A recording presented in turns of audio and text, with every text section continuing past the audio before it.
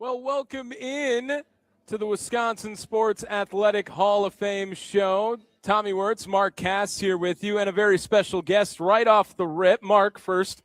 Sorry, not you, Mark. This Mark right here. He's got two Marks. Good to see you again. Good to see you, buddy. How are you? Pleasure. A pleasure. Welcome. Thank you. By the way, the first person to ever special request me, by the way, in my entire life. My parents, nothing. It doesn't matter. We always want you here. Yes. You're the master of the catch. That's what I'll always call you. The catch. We'll talk about that later. Yeah, I'm sure. The catch. That's. Thank you for being here. What a great night. Oh, awesome. So much energy, so many great honorees, and it's going to be fun. I mean, these are. This is why we do this, right? Just to honor some great individuals. We obviously have one here in terms of Mark Murphy and all that he done, but with Ryan Braun, with John Boy, and with Bob Gansler in terms of the World Cup, what's going on now. Just an amazing night and fun, and really shows sports in Wisconsin at its best. Absolutely. Well, let's get to the guest here, well, Mr. Murphy. I do not have 70 grand sitting in the pocket, right? I always keep about $120. Okay, wait a second. Yeah. Well, come on, put it on the table here, right? And quarters too, quarters on top of it. Heavy pockets here. Mr. Mark Murphy joining us here. Mark, thanks so much for helping on. Thanks, Tom. It's great to be here. I'm excited. Yeah. So. I'm excited to be talking to you. You have to be elated. What an awesome event here that Mark and the Wisconsin Athletic Hall of Fame helped put on. Amazing opportunity to come here last year with Mason Crosby talking about it. And now, I don't know if we do the math quite correctly, but maybe you're a part of the 50th class, 51st class? 76th class. 76th class. Okay. He wasn't a math major. No. Cudahy schools. Cudahy. It's all right. 24 plus 27. Yeah, that's right. There we go. It's all right. I played a little bit, and maybe I got banged up too. But Mark, congratulations. What are some of the emotions you're going through today? Well, it's just a tremendous honor. I'm humbled. I never even thought that this was a possibility. And when Mark called me and said, about the induction, it was, very, very surprised, but also very, very honored. What are some of the first thoughts when you get that phone call? Of do you reflect back? Do you look forward to where does your brain go first when you get the call of Wisconsin Athletic Hall of Fame? Well, first of all, I'm an old man. I don't have anything to do with athletics anymore. Yeah. But no, it's to me it's a tribute to the Packer organization, all of our employees, the ownership. I think the Packers ownership structure is one of a kind in all professional sports, but it has really served us well, and it's an honor to serve as the president for as many years as I did. Really think about it, Mark, and all your time there, and you and I have had this discussion, but it's interesting. What is that highlight? What is the one thing as you look back on your 17 years as CEO that you say, wow, I'm really glad we did that? And I think I know the answer, but I want to hear you say it. I'm going to update it a little. Okay, all right. Okay. I like that. Yeah.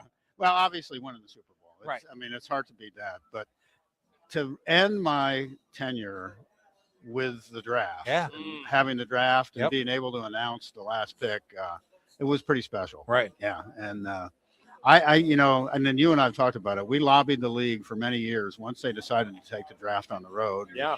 What about Green Bay? I think it'd be great with our history and tradition and Lambeau Field. And what we kept hearing from the league was, it's a small market. This is a big event. So they took a chance, I think, in bringing the draft to Green Bay. But boy, did it pay off. Pay off was pretty good. Phenomenal.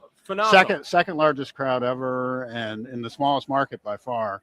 And we had people staying all over the state. Did you give a little bit of a nudge, like, can I please just give me a wide receiver? Give me a wide receiver. Just a little bit? No, none at all? You had no influence. Well, I will tell you, when I went up there to announce the pick, I had a script, and I decided to go off script. And usually when I go off script, people get nervous, right? So anyway, but I decided to say, for the first time since, I think, 1976, I think our fans are so clued in. Yeah. They knew exactly that we were drafting a wide receiver, and they probably knew it was Matthew Golden. I have chills you saying it right now, because we all knew that at that moment that it was going to be some wide receiver, and it was Matthew Golden. And that's a moment that is really a part of Packer history. Yeah. I know you talk about the Super Bowl and what the draft has done, but when you look back at, you got an impact on so many high-profile, big names, great people along the way.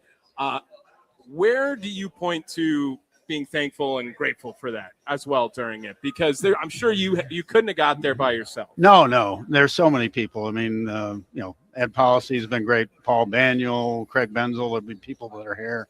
So many Packer employees have done such a great, and Bob Harlan left the organization in great shape for me, and hopefully I've done the same for Ed. But it's such a unique organization. Well, and the other thing is the ownership structure and the executive committee and all the people in the community that are on our board, and it's sometimes it's a lot to deal with. It's kind of like being the president of a college where you have a board of trustees, but it works well, and obviously the Packers have had consistent success. Here's one for you, Tommy. I'm going to give you a quiz. You ready? We just did math. Here's a quiz.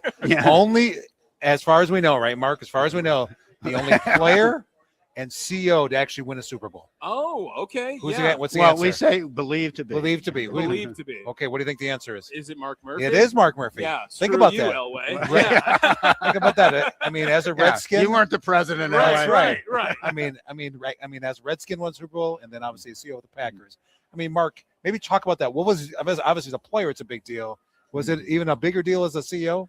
Oh yeah, absolutely. Well, Really? First of all, the NFL is a lot different now than it was in 19. It was a bigger deal. Sure. But I think in my role as a CEO and president, I now have a much greater appreciation of how difficult it is to get in the playoffs and to win games and to win the Super Bowl. And in 1982, I mean, it was great. The Redskins were a great team, but that was a crazy year because it was a strike year. Oh, yeah, that's right. Oh, yeah. And so, and I was very involved. I was a Redskins player rep. I was on the bargaining committee. I was vice president of the union, and I was nonstop dealing with the negotiations and the end of the strike, and it was just like a whirlwind. And I think they called it Super Bowl tournament because they had more teams in the playoffs. So the Redskins, we were the number one seed. We had the best record in the NFC. We had 3 straight home games in the playoffs. Last one was against the Dallas Cowboys, our arch rivals. And I'll never forget the RFK Stadium fans saying, "We want Dallas," chanting in the stadium right before the game started. It still gives me chills thinking about it. Ended up beating Dallas. And then and the other thing that was really nice was the Super Bowl was the next week. Normally it's 2 weeks, so we played right away, and it was more like a normal routine. I think sometimes with that extra week, it makes it a little more difficult, I think, to have a really good game. Well, now retired for a little over about a year. About a year. All right. It'll be a year. Who's counting? Yes. Yeah. 360 days, right? About 300. Yes, my birthday is July 13th, so it's that'll be a year. What have you been tackling on in retirement right now? I'm keeping pretty busy. I'm the executive in residence at UWGB. Oh, you stink at retirement. It sounds like. Just wait, he's got more. Don't worry. Now I own a golf course. Okay. Enjoy that, and other than that, I'm keeping busy, and I'm very involved still with USA Football, which is one of the things that's really exciting there is with the Olympics coming up in 2028, both men and women's flag football will be Olympic sports. So, that's awesome. Yeah, it's great. And, it's really going to be. Are you all for the NFL players playing in it? Well, I was going to say Okay. that. Right. Yes, there are some limitations. I think only one player per team.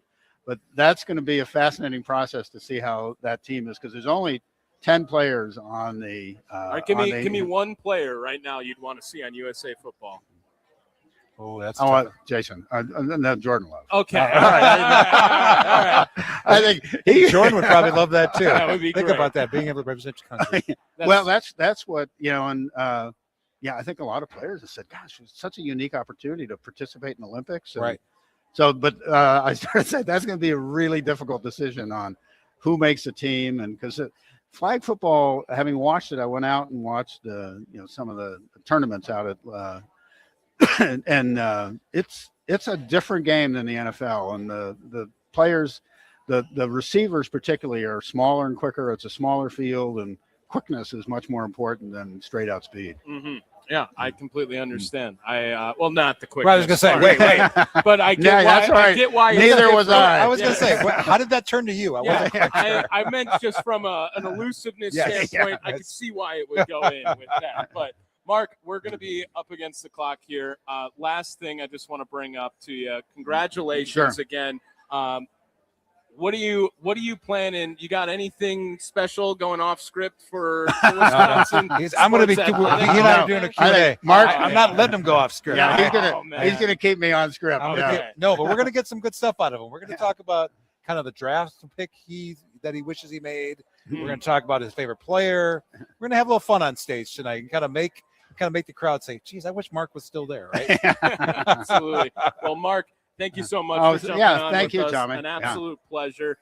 We're going to take a quick break, and we'll be back with some more of the Wisconsin Sports Athletic Hall of Fame show right here on the Wisconsin Sports Radio Network.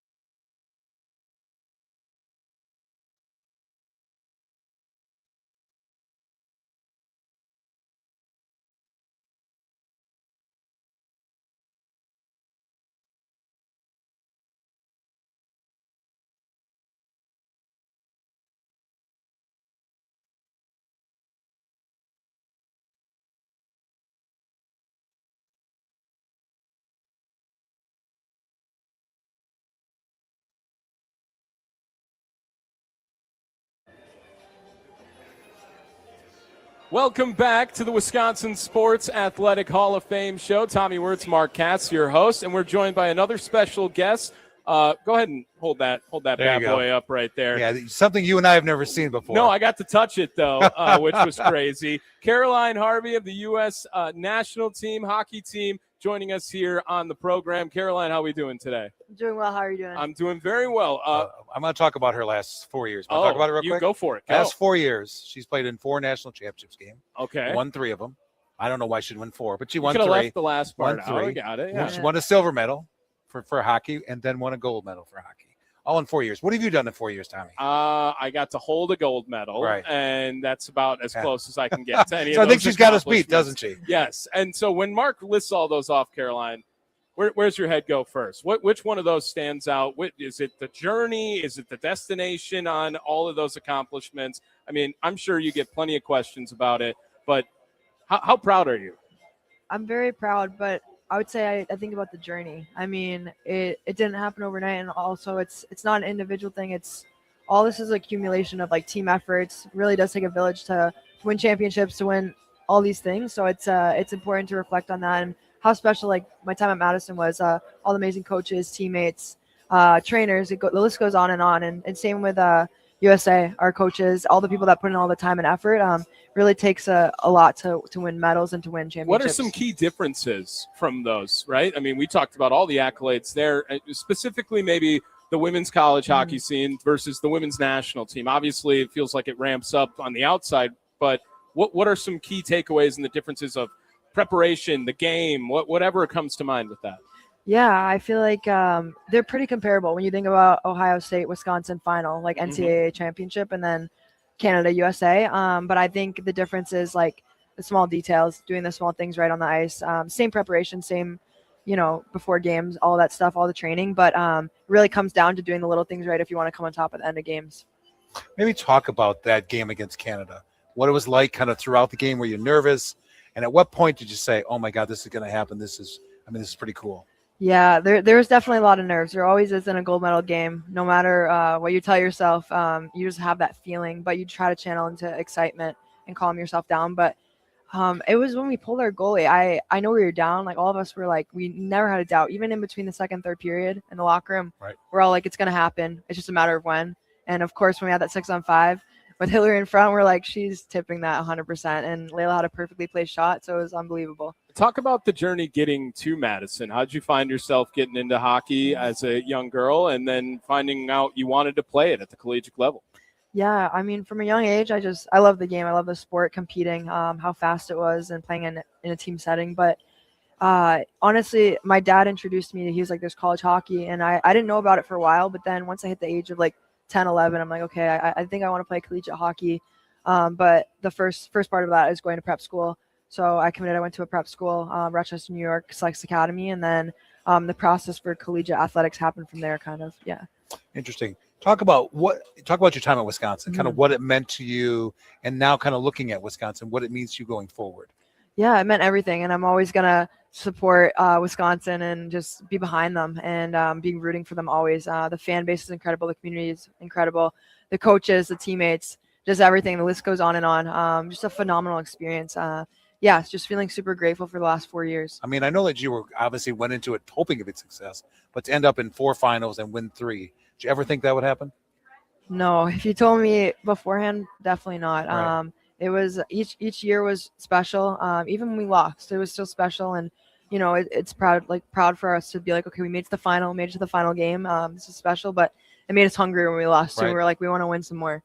And what's next now? It feels like when you say you've won a gold medal and you've won national championships, like how do you keep the fire going in hockey in the scene right now? Yeah, it's a long off season, so it's kind of pacing ourselves, but I'm definitely a person who's never complacent. I always want to get 1% better every single day, whether that's a workout, skate, just getting something out of my day. But yeah, looking ahead, I think the next goal is for our team in Vancouver to win a Walter Cup. You know that she was number 1 pick recently for the draft. She's going to Vancouver. Very excited about that, as you've been telling me. But that, how hard a transition do you think it'll be now going up to the next level? Yeah, there's definitely going to be a transitional period, no matter like what it is, level to level. You go from high school to college to pro. I think the biggest transition will be the physical play. I mean, they have checking and in the game, and it'll definitely be faster a bit, but kind of adjusting to that physicality and getting into it quickly. Have you been working on your check game along the way? I've been telling people I'm gonna do it a little bit more this summer. Yeah. You should have seen her out at the walkway today. She gave the mayor a good check. Yeah. He came back. He gave it right back. Yeah. He's like, come on, you can't come near me like that. I'm taking you out. Yeah. But I told the boys, I skate with boys in the summer. I'm like, guys, like actually like hit me, like not like give me a full on, but I'm like, give me some contact. Like I'll get ready dish for it out. Yeah, You're not taking it from her. You're giving it right back. I hope. Exactly. Yeah. Yeah. Well, Caroline, thank you so much for popping on. Congratulations. Good luck on the future endeavors as well. It sounds like we know you're going to do great things. Thank you. I appreciate that. We're going to take another quick break here for the Wisconsin Athletic Hall of Fame show. Tommy Wortz here with you as we are live at the Marcus Performing Arts Center here for the Wisconsin Sports Athletic Hall of Fame.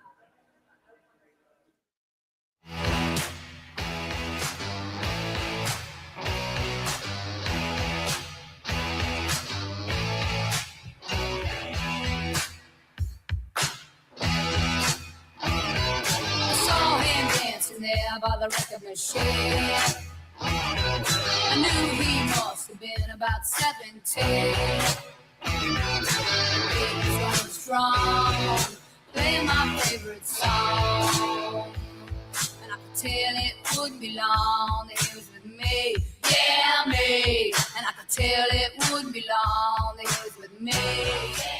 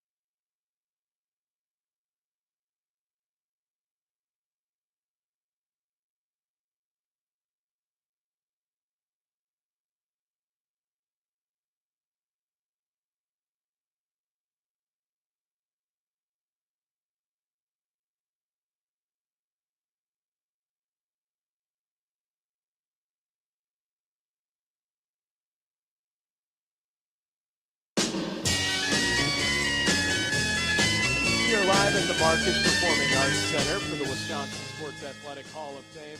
76th year. 76. Okay, I got it. Got that now? Mark. Yes, Yeah, I we're working got on this it. math. We're Trying to make it a working little on better on math. Yes. Mark, why don't you introduce Yes. our next guest here? I would call him Wisconsin's own, right?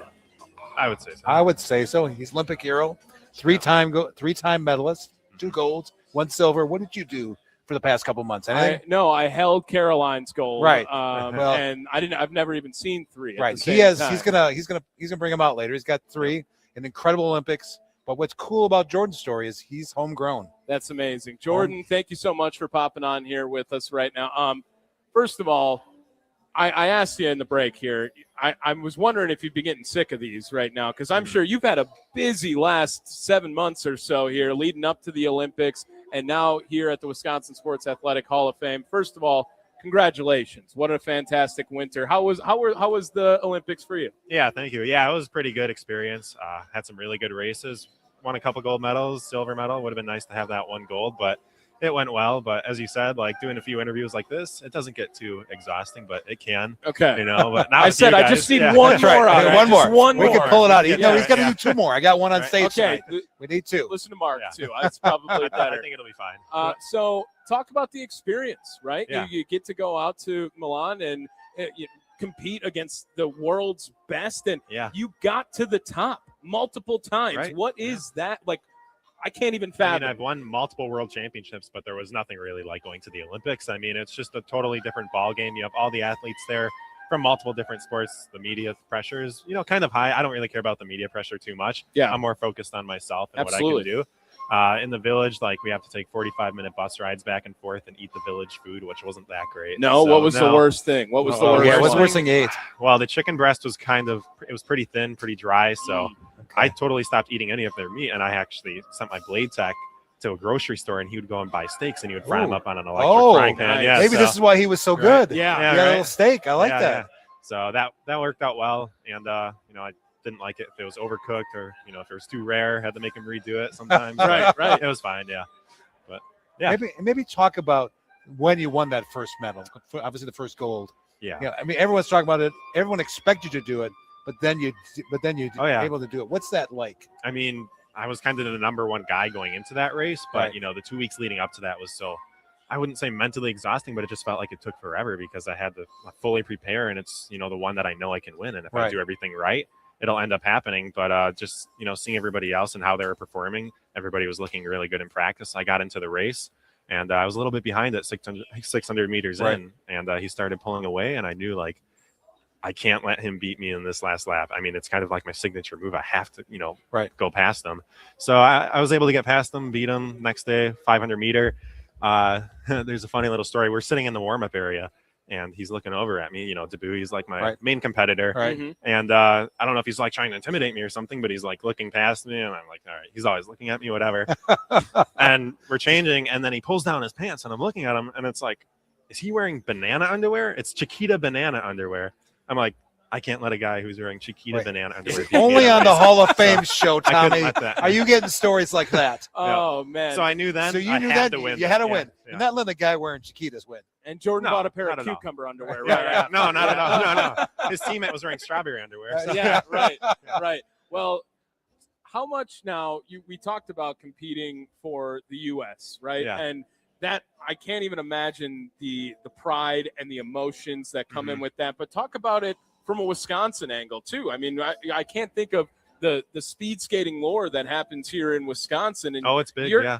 you are now like Yeah. getting near the top of that list with Bonnie Blair obviously Right. doing her thing, Mhm. and the Pettit Center here. Like, just talk about how you now get to say that you're building a foundation with that too. I pretty much am. I mean, I'm part of the group. Eric Hyde, Bonnie Blair, Dan Jansen. Mhm. I was happy to keep the tradition going and winning some more gold medals. Peter Mueller was also, I think, one of the gold medalists. So, I mean, it's kind of a small group, but it's all from Wisconsin. So I was able to keep it going. isn't that Yeah. amazing? It is I mean, crazy, yeah. I mean, why is that, do you think? Why, I mean, is it because we're cold here Is all it the time? cold? Yeah. It's easy to I skate. don't know. Yeah, I think it's just the personality of people Right. in Wisconsin. They're, Wow. that's interesting. why we need more people speed skating. When I have a random thought that just popped in from Uh-oh. it. Do you when you're getting into speed skate, so when Right. did you start skating? I started at 5 years old. And when you start really dedicating to it, do you branch out to other sports? No, I would say no. I mean, my dad had this idea that you pick one sport and that's the one you're going to be good at. So Well, I didn't branch out at all.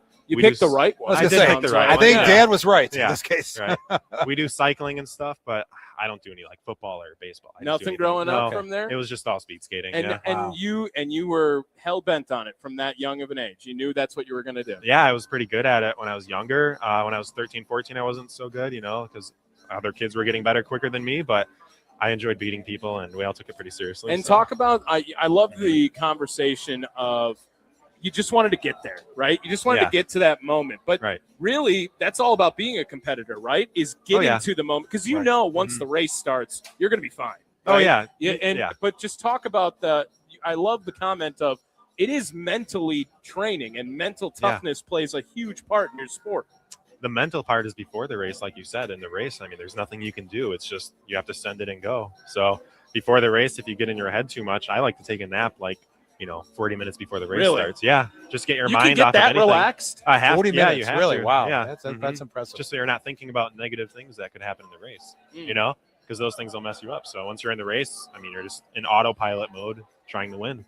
What's next? Kind of what are you working on now? I'm Obviously going to getting keep ready- training. Yep. I'll see what I can win this year. Okay, for the they- Worlds. Yeah, they doubled Yep. the prize money for all Okay. the races. So Oh, we'll see how much all I right. can You like crack that, in don't you? there.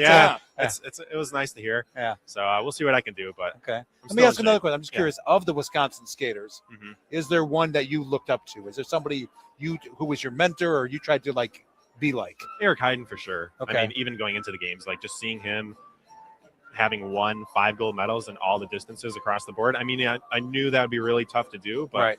I kind of had that mentality to try and do something like that. It didn't go as planned. Like the mass start at the Olympics was kind of messed up and all of that. But, I really looked up to him and just how strong he was and how dominant. So How helpful have they been? Somebody like Eric Yeah. Heiden and Dan Jansen, Yeah, and yeah. Bonnie Player. Oh, I They've can ask them for tips anytime and they'll tell me anything I need Wow, to know. So that's great. yeah, they're great. Yeah.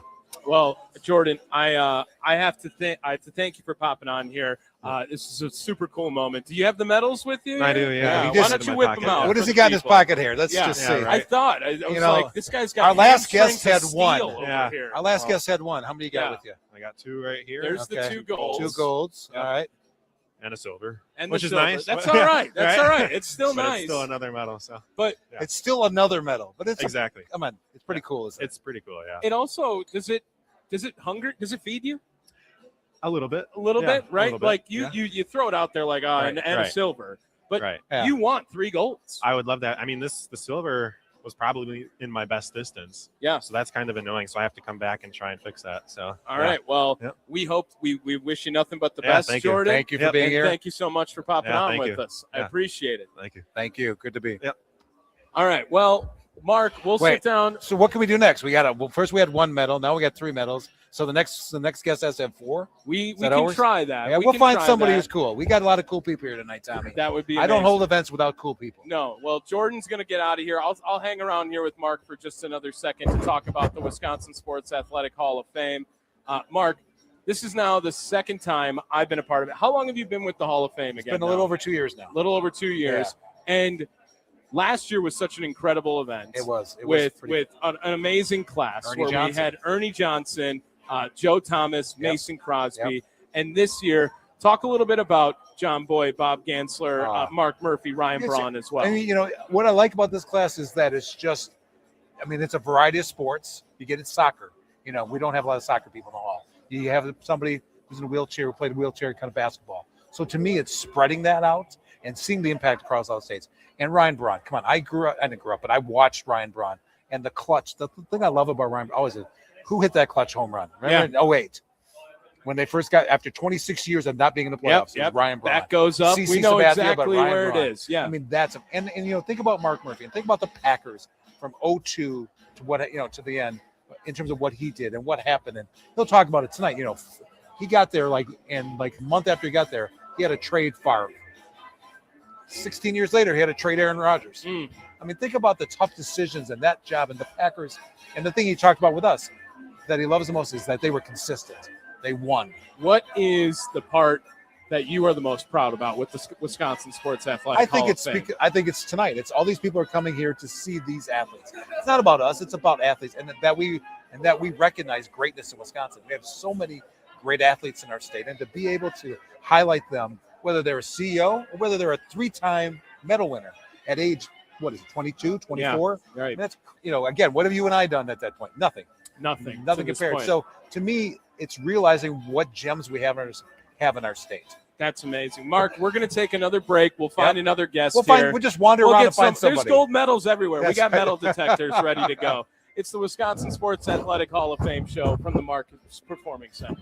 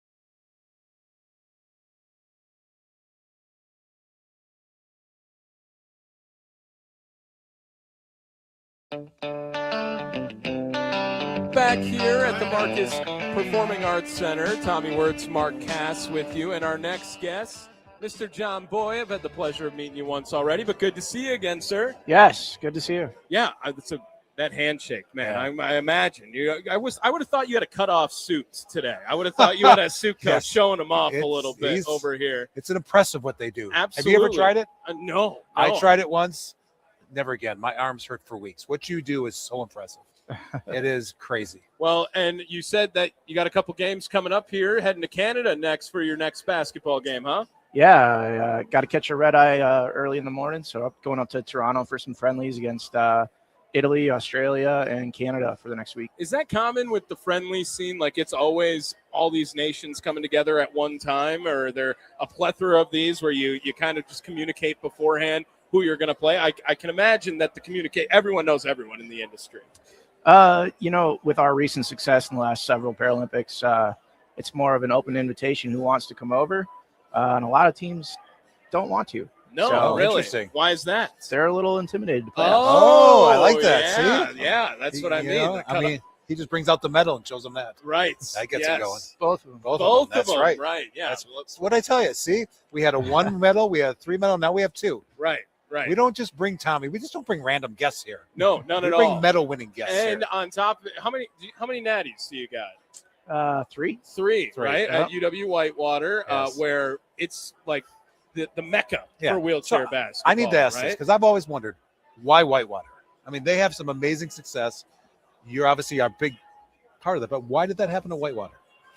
It helped. I grew up 10 minutes from Whitewater, Right. but also just seeing where all the athletes there, got to get on USA teams, Right. play professionally. It just made sense to go there. So why do you think they've had the success they have had at Whitewater? Why has that become a mecca for wheelchair basketball? That's a great question because who wants to go to cold Wisconsin where it Right. snows 8,000 inches? It's a place where it's blue collar, hard work. Right. Yep. It's not these enormous fancy gyms at Alabama. It's a little bit smaller. It's a little bit more homegrown, and a lot of people buy into it and buy into the system. You kind of wish the University of Hawaii had a wheelchair basketball team. Come on. I mean, just They a don't little have bit. 8,000 inches of snow there. So Right. Just a little bit, for sure. Yeah. Well, But- go ahead, Mark. I was just going to ask you, the first time you won a medal, what was that like for you, feeling-wise? Just because I know how much work you put into this, what was that like? The pinnacle was just to be in the games. Okay. But then as we continued through, each round and we made it to the semifinals, we made it to the final, and I'm starting in the gold medal game and I never left the floor. It was just like, holy cow, I'm actually going to do this. And that final, thing went off and it was just surreal, like tears to my eyes instantly. Wow. I mean, amazing. I mean, just think about what you're able to accomplish. It's amazing. Absolutely. And John, what goes into now? You have some are you in season when you say these friendly matches going on, or is there ever an off season in wheelchair basketball? Not for me, no. No. So how do you stay busy throughout the year in the sport? Yeah, my club team runs basically October through April, and then U.S. tryouts are in January, and camps are from May to end of August. So there really isn't an end to it, but World Championships are coming up here in September. So. And do you still hang out, train, or go and mentor over at Whitewater during this too? Yeah. So I live there, and so I'll play with some of the college kids. One of the kids on the college team is actually on the USA team this year. Oh, wow. Okay. So it's a great opportunity to play with a lot of people, and there's a lot of great alums that are around there. So it's good competition too. Kind of why this sport for you? What drew you into it? And did you ever think you'd have the success you've had? I grew up wanting to play for the Packers. I thought Right. Mark Murphy would pick me up, but He said you were the next draft pick. yeah. Once I first tried it, I instantly loved it, and I was like, I'm actually pretty decent at this. And I've always been a team sport guy. I love the team camaraderie, the off the court stuff. All that goes into it.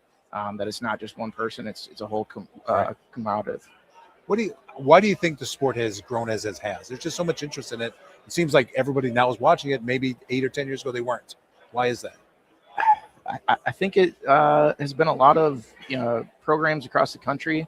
They have a lot of opportunities to get people to go to different presentations and demonstrations. And like you actually tried it, I you did. got in a chair, I did. right? And that gives you a different perspective. 100%. So when you're in that pair of shoes, that gives you an opportunity. So when you watch it on TV and you have your friends go watch it, you can kind of commentate and say what your experience was. What would you tell people who haven't done it about how hard it is? Got to try it out. Yeah. Tommy, what do you think? Ian? I mean, if you got one sitting around, I can give it a go. But I don't think I don't know if I could keep up with it in like. There's so much going on, right? There's so much action in wheelchair basketball, and it's aggressive. It's a contact sport too. I mean, I just think. Tell me about the mental part of the game too, and getting ready and being prepared and having to travel all over the place just to play friendlies on top of it. Like that can be taxing. Yeah. Sports psychology is something I got introduced to when I made Team USA.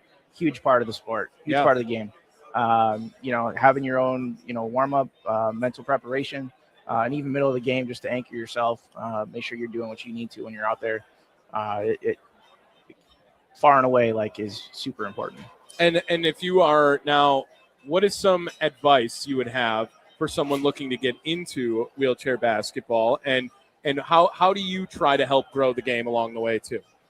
And any opportunity where I see someone, that's maybe newly disabled or whatever, going and talking to them, giving them some opportunities, and saying, hey, there are opportunities all over the place. There's lots of opportunities to get a wheelchair, because the equipment is not cheap, right? Just to start up. So there's tons of things that you can do. And a lot of us around the area really plug into people in different hospitals. I mean, you've already talked about what next, but is there more Paralympic games for you, do you believe? And kind of what's your ultimate goal there? Yeah, I think LA 2028. Okay. Probably be the end of my career. You never know. We'll see what happens. Right. But is there an old age for wheelchair basketball? How old are some of the players? There's guys on other teams that are, in their mid to late 40s. Okay. Really? So there's hope for you and I, Tommy. Yeah. Never too late. Never not too for me, late. at least. Maybe for you. Not for me. All right. Yeah. It's not super common, but right. Aaron Rodgers is how old? He's still throwing the football. Yeah, 44. So. Yeah. How big of it is LA, like being on American soil, then having that being something that you could represent your country while in your country playing the sport you love? That's the extra sweet part of it, and that's kind of where I really want to aim for. And that's why a couple of my other teammates are coming back to play in this quad because they want to end up in LA on U.S. soil. And how do you get into, is there qualifying for this? Is that what these friendlies are for? Or is it like, hey, you were telling me it was, people are intimidated by us. They don't want to come over and play. Do people, you got to accept the Paralympic invite, right? Mm-hmm. Yeah. There's qualifiers to make each of those tournaments.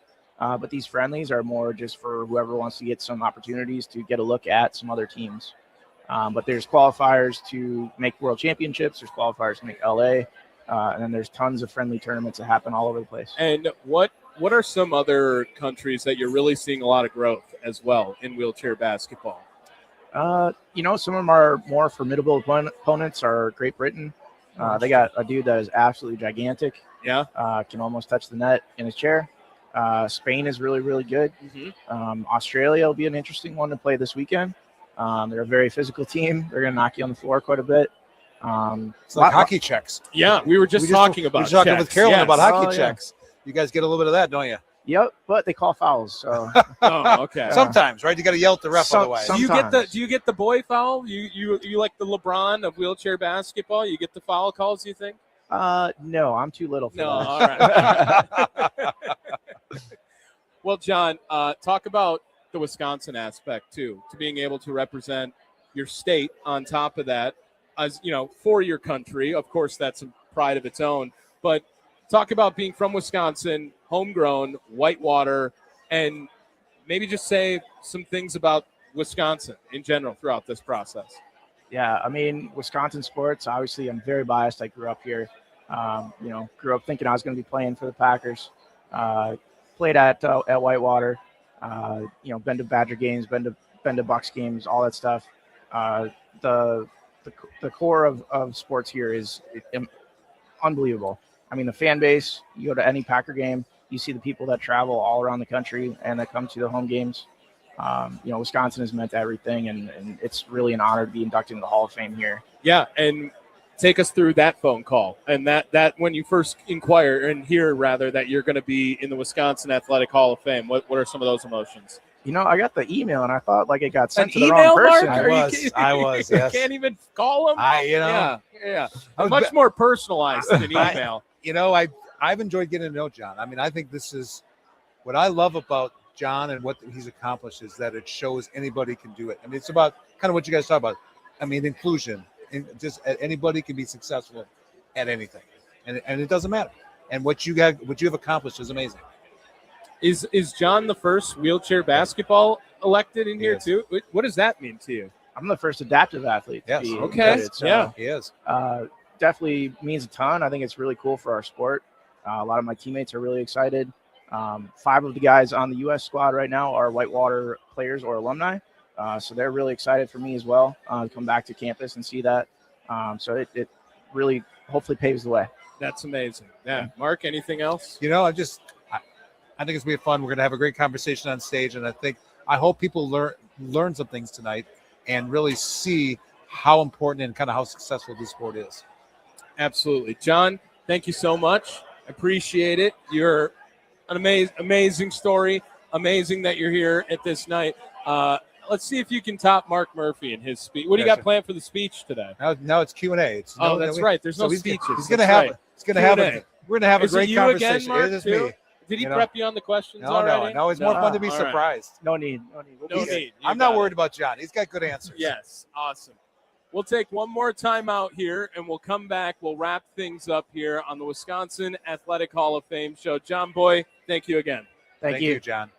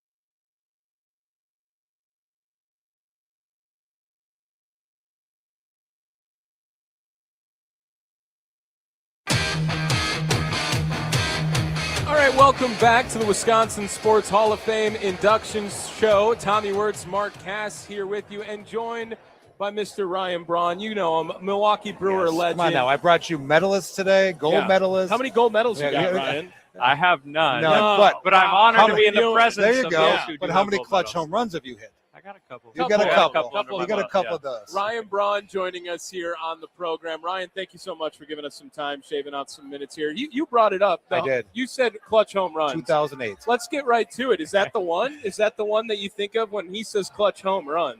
Where does your brain go first? Well, first, thanks for having me. Yeah. Always so much fun for me to have an opportunity to get back in the city and just interact with the community here. I think the 08 home run was a really special one just because of the meaning and significance to the franchise. You know, that was when we hadn't been to the postseason in 26 years. It was before they'd added all these additional postseason teams where it's a much more challenging environment to make it to the postseason. We were tied going into the last game of the regular season, tied going into the 8th inning.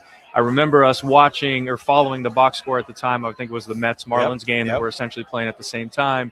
And so understanding kind of just the meaning and significance of that moment, that was a special one. 11, there was a big one that kind of clinched a postseason spot. 2018, there were a few. I was in attendance, if you remember the game, where it was you guys versus St. Louis, where the first 2 pitches and the last 2 pitches were home runs. You remember that one too? I do remember that. Was Yelly and I went back to Yeah, back. I think it was to walk Yelly's that one first. off. Right. Is that Yelly's first Brewer homer? I believe it may have been. Yeah. Yeah, The thing I first love in Milwaukee at Yes, least. yes. And the thing I remember about 08, and I'm sure I do, you hit the home run and you win, but yet you have to stand, remember, and actually watch the end of the Mets game to actually determine if you get in. It's so much fun to reflect on those Isn't it? moments. Not at the time, right? Yeah, no, at the time it's it's nerve-wracking, right? Yeah, Where I right. remember we had brought our bags to the ballpark. We didn't know we could have ended up in one of 3 different cities, or technically 4. You could have went home. So just with the magnitude of that moment in that game for the Brewers franchise was really meaningful, really significant, and I think was something that really helped propel the franchise to this consistent last couple decades of great Brewers baseball. How proud are you of that? I mean, look at the Brewers since 08. I mean, it's not every year, but now it seems like every year in their playoffs. This year they're having an amazing year. But I mean, for you, it was you and Ricky and Prince seem to be kind of right at the start of that. Yeah, I mean, it was an honor to be a part of that group of players, who helped usher in this era of Brewers baseball. But it was also, it's front office personnel, it's the ownership group with the Atanasios, it's all the guys behind the scenes, it's clubhouse personnel and strength trainers, and there's so many people that contribute to the team's success. So it was really cool to be a part of that group. When you first came to Milwaukee and obviously came up, I mean, did you expect to stay for your whole career? I mean, that obviously is your hope, but to do that had to be special. It was very special. I feel very fortunate. One of the few. Nowadays, think about that. Very few guys in today's world have that opportunity. And my older 2 children were born here. My youngest would have been born here if not for COVID. This community really embraced my family and I. My kids started school here. We had so many close friends here that it's such a special part of our lives, and I feel very grateful that I was able to spend my career here. Was there ever a chance you were going to go somewhere else, or were you always committed to staying here? There were a couple moments where it felt relatively close. Okay. I was in a fortunate enough position where I was able to control it, and the team was always very forthcoming and communicative with me. My goal was always to stay, but there were a couple moments where it looked like we may have been further away from contention. But I'm a firm believer that things work out the way that they're supposed to, and I'm very grateful that I was able to stay here. And Milwaukee couldn't be more grateful as well. The fantastic career. Let's talk about that MVP year, right? And you're locked in. You've had great years all around it, but obviously you're in a tight race with Kemp during the time too. What made that year stand out, and what made everything click at that time? And just know, by September, right? Like, this is going to be close. Like, how do you maintain that focus down the stretch in a season like that? Well, I love the challenge and the intensity of having to show up every day and be at your best. I'd always embraced kind of the challenge of trying to be at my best when it mattered most. And so I loved playing September games that felt meaningful and significant as a team. And oftentimes, almost every year now, the MVP comes from a winning team. So it was a result of being on a good team with great teammates. Prince had an incredible year that year. Corey Hart was fantastic. Ricky Weeks was great. So I had a lot of great teammates around me that put me in a position to succeed. And I wanted that moment, right? I wanted the opportunity to be at my best when it mattered most. And then talk about it from a teammate standpoint, too, with a guy like Yelich and what he was doing in 2018-19, you by his side that entire time. How do those emotions differ? Yeah, I mean, I obviously later in my career was honored to have an opportunity to kind of help mentor him. I think when you go through something like that, there's so few people and players you can relate to because there's an intensity, there's a bar that you've set really high, and I think there's a level of stress that comes with that. And so for me to be able to just kind of help him along the way was something that was really enjoyable to me and grateful to kind of have that full circle moment to give back. So for you, I mean, is there a career highlight? What in your mind really stands out as the one? If I think about it, it's making my major league debut. Really? I think every celebration was so special. Every time I had an opportunity to celebrate with teammates. But when I think about it as a little kid, the dream is to make it to the major leagues. And so to have an opportunity to literally, as cliche as it sounds, live that dream. What was it like? What was that day like for you? Man, it's like every emotion you can think of. Right. It was in San Diego, so I grew up in Los Angeles, and I had, 50 plus people that were able to make it down because I had a 24, 48-hour, window of advance notice where everybody was able to make it down. So to share that moment with so many people that had been impactful in my life was something that I struggled to put into words. It was so cool, so special. That's awesome. Yeah.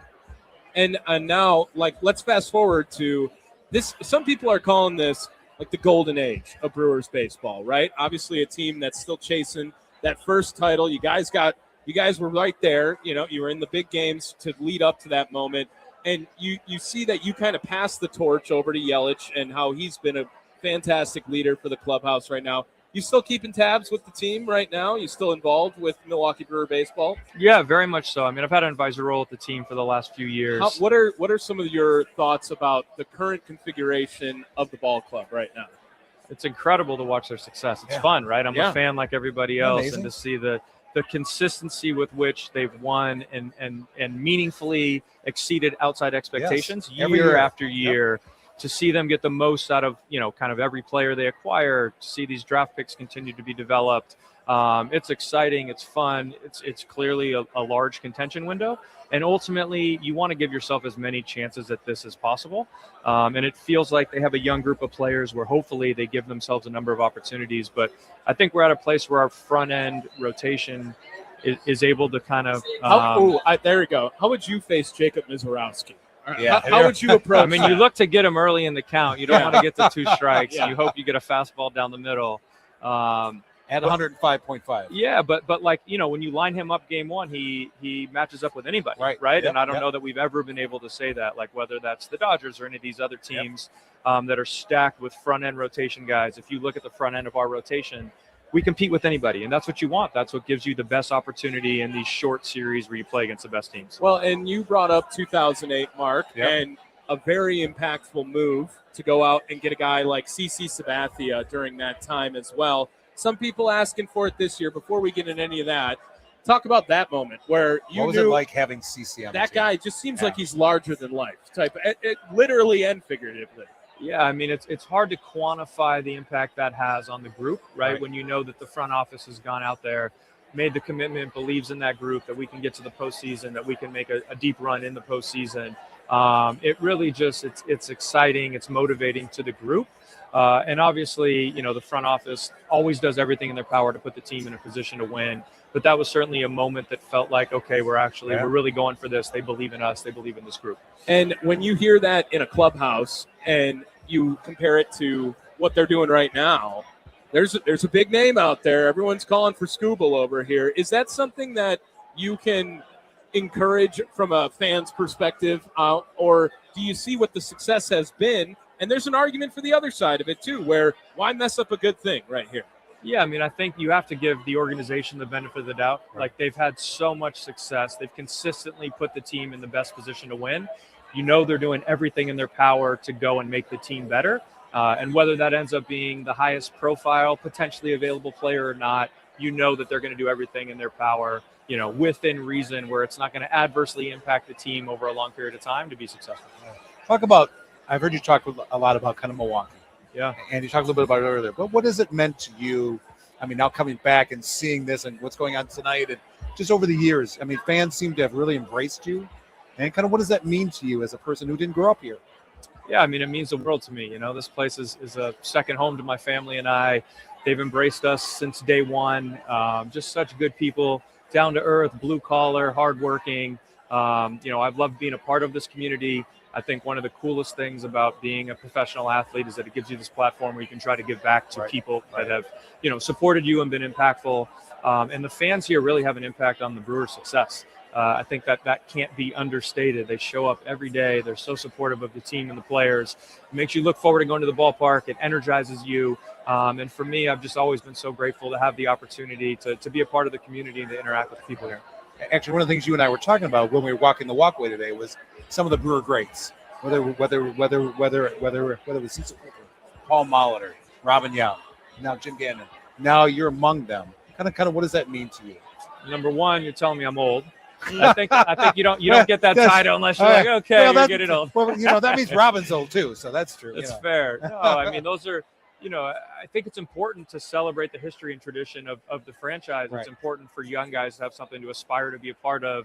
It's fun for young guys to see all these legendary players come back and still be a part of the organization, and be able to tell stories and be able to pay that wisdom forward. And so for me, I was always kind of around, Jim Gantner, Cecil Cooper, Gorman Thomas, and then obviously Robin and Paul. All of those guys are legendary Brewers players. I think they always loved coming back. Right.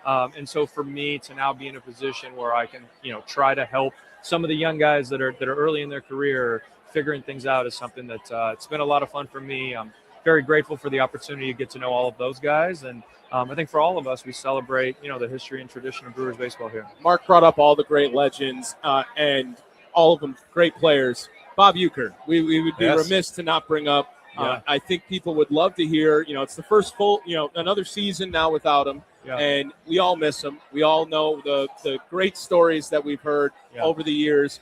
Talk about Bob's impact with you, and then maybe share one of your favorite radio-friendly stories about Bob Uecker. Man, he was the best. I am so grateful for the impact he had on my life. So grateful for all of our interactions. He was like another player in the locker room. Like, everybody embraced him. Everybody loved seeing him there. He never had a bad day. He showed up every day. And he lit up every room that he went into. It's a long season. There's a lot of failure, a lot of adversity. I really think he was so impactful in the locker room year after year. I just loved our daily interactions. I was very close with him, stayed in touch with him all the time. I have countless stories, many of which would probably be inappropriate. Got it. I think one of the first ones I remember, we were going to play in San Diego. Okay. And he just dropped coming to you live tomorrow night from Petco Park, no relation to Chan Ho. And it was just one of those just off the cuff, only you comes up with this. Right. Yeah. Most people probably wouldn't have even caught it. Yep. It was just hilarious. It was so him. It was spur of the moment. And there were, a million of those stories that just, he was one of a kind. He was such a character, and Milwaukee was very fortunate to have him. I was always amazed, and maybe you can talk about it. That every celebration, he was right in the middle of it. Yeah. So you go to any other team, it wasn't like that, right? I mean, you guys didn't celebrate until he came down, right? Yeah, that's real. That's real. Yeah. Right? Why was that? Was it just because he was so impactful on the group? I think everybody wanted. We often don't get an opportunity to tell people how impactful they've been, and I think that was, just the opportunity to tell him thank you, right? Wow. That he really impacted the group. He was really a part of the group. He was a part of the group's success. I think everybody recognized that year after year, and we were always grateful to have him be a part of those celebrations. Well, Ryan, one more thing for you. Wisconsin Athletic Hall of Fame. Yeah. What does that mean to you? It's really special, man. I mean, not something that you even dream of as a little kid. And for me, it's just an opportunity to be grateful, to reflect on all the people that were impactful in my career. My parents, my family, my wife. Who's here with you today? My parents are here and a few friends. My wife and kids are coming. We're actually back in less than 2 weeks. I'm playing in a game. Okay. The Legends game. Oh, yeah. I haven't swung a bat since the home run derby last year, so I should probably swing a bat. But they'll be here soon. But it's an opportunity to just say thank you to all the people that have been impactful. So I'm very grateful to be here, be a part of this night, and it's an honor. Who's sneaky in that Legends alumni game? based on last year's home run derby experience, I would say whoever has played most recently. Okay. I haven't even seen the list of everyone who's participating, but like whoever is least far away from their playing career probably has the best chance. Yeah, to like win the it. further out you Yes. get, the more challenging Is it there becomes. a group chat going around like talking about it? There's been some good banter. trash. Eric Thames texted me the other day. He's like, "Are pitchers actually throwing to us? Like do I need to go You gotta- hit off the curveball machine? Right. Like there's no like There's you guys see how challenging Right. it is to get Yeah. your timing and rhythm back. Sometimes early spring training, guys haven't swung a Right. bat or seen live pitching in I mean, is 10 it years. true, Tommy, that the Miz is going to throw in this game? Is that That true? would be that would. Ryan's be like, yeah, incredible. no, I'm good. Huh? I'd be happy to face the Miz. Oh, that'd be yeah, fun. yeah. Oh, I love that. Yeah, I'd be happy to face 10 the Miz. at bats. How you doing right now? Probably 1 for 10, 9 strikeouts, but a homer. Okay, Probably off yeah. the score. One's going off Yeah. the board. What's Yeah, going yeah, on? yeah. I You know think what's so. coming. I You know think so. what's coming. I Yeah. think so. Yeah. Well, Mark, anything Yes. else for We're Ryan? good. Thank you very much for being here tonight, Ryan. We really appreciate it. Thank you so- guys. yeah, Thanks for thank having you. me, man. Thank you so Thank much for Thank the you. time, Ryan. We'll have to do it again soon sometime. Congratulations again. What an honor. Thank you. Yeah. Me and Mark, I guess if you got to go, you can go. I got wrap to it go. up We with- got to go here. Go ahead. You guys go together. We got to go put together a thing. Thank you for being here, Tommy. I'll wrap We had it a up great over night. here. You're in charge. We're out. All right, go ahead. Yes, that's all great. Well, thank you guys so much for all tuning into the Wisconsin Athletic Hall of Fame show. Tommy Wortz here with you. I'm going to wrap things up. We're going to get to the leadoff show as we are going to preview Brewers and Cardinals coming up in just a little bit here. Game number 4 of a 5-game series set to begin in about a half hour or so from St. Louis. I figured we could go a little long with this program if it meant we can get Ryan Braun to join the show. Mark Murphy. So big thank you to them, as well as Mark Kass doing a fantastic job helping us out here, put on a fantastic event with the Wisconsin Athletic Hall of Fame. Super grateful to be here, Aaron Morris is back in the studio here. And I'm sure Aaron, seeing Tommy, of all people, getting the opportunity to talk to some absolute legends here in the Wisconsin athletic community, Mark Murphy, Ryan Braun, Caroline Harvey, Jordan Stoltz, John Boy. Aaron, like, what is my life? That's pretty cool, dude. Like I was sitting here like, dang, that I wish I was sitting in that spot. Just what question would you have asked Ryan if you had anything? Oh man, I don't know. Sure I don't you're a know big if I Brewers have. guy. Yeah. I don't know if I have something different. I probably would have asked the Miz question, like, hey, how would you prepare for that? Because he's never seen it, right? Ryan Braun never. I mean, maybe just a few at bats in his career, like just 100 plus, 102, 103. Like guys weren't throwing that hard 8 years ago. That's probably the question Chapman, I would have asked. Right? You get a Maybe, little bit of, maybe a little bit. He would have faced bit of crossover with Chapman, who's still Yeah. doing his thing, right? And how amazing he is right now. But seriously, this is the second time I've been able to be a part of an event like this. So big shout out to the Wisconsin Athletic Hall of Fame, Brian Lammy, Mark Kass. Again, can't believe that of all people at that station that they're sending me out here to do it. And I laugh at that because, you know, the Wisconsin Sports Radio Network, how far this has come now during this stretch. I hope someday that we can be a part of the Wisconsin Athletic Hall of Fame at the Wisconsin Sports Radio Network. Just ridiculous. Last year, you know, it was Mason Crosby, it was Joe Thomas, it was Ernie Johnson. Legends, What a group, absolute legends of the game that get to be a part of this each and every year. So just incredibly grateful. Ryan Braun, that I'm sure I'm going to cut some of that up, and we'll play some of that later on tonight in the Potawatomi Sportsbook postgame show. We're going to have full coverage of the leadoff show and the Potawatomi Sportsbook postgame show coming up later tonight. On the other side of this break, we will begin previewing Brewers Cardinals game number 4. Aaron Morris will join me along. We probably won't talk much about the doubleheader. I want to get you guys all the information that you can have for game number 4 heading on to today. It is Tommy Wortz here. Thank you guys so much for tuning in to the Wisconsin Athletic Hall of Fame broadcast show. Could never cause years go by. I'm looking through a girl's magazine. There's my home page on the pages.